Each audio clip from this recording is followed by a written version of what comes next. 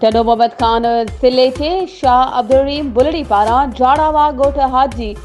भच्चू ते नाजाइज़ चढ़ाई ख़िलाफ़ ख़ैबर में भच्चा बिरादरी जे माण्हुनि ऐं सिंध तरक़ी पसंद पार्टी, सिंध यूनाइटेड पार्टी ऐं ॿियनि मुख़्तलिफ़ तंज़ीमनि मल्हा, माछी, मेमण, ख़ैबर खोसा, नुहपोटा ऐं ॿियनि बिरादरियुनि जे माण्हुनि अब्दुल रहीम नुहपोटो, शकूर नाज़ ख़ासकेली, उबैदुल्ला मल्हा ऐं ॿियनि जी अॻवाणी में ख़ैबर शहर मां रैली कढी मेन बस स्टॉप ते एहतिजाजी मुज़ाहिरो कयो वियो। एहतिजाज कंदड़नि जो चवणु हो त एसएचओ बुलड़ी शाह करीम अलाह ॾिनो पंवर पुलिस सां गॾिजी शाह अब्दुल रहीम बुलड़ी भट सां जाड़ावा ॻोठ हाजी भच्चू में बच्चा बिरादरी जे घरनि ते राति जे वक़्तु चढ़ाई करे चादर चौदीवारी जो तक़दुस पायमाल कंदे मर्दनि ऐं औरतुनि खे मारकुट कंदे खेनि सख़्तु ज़ख़्मी करे छॾियो। जंहिं अमल जी मज़म्मत कंदे असां IG Sindh, DIG Hyderabad, SSP टडो मोहम्मद खान खां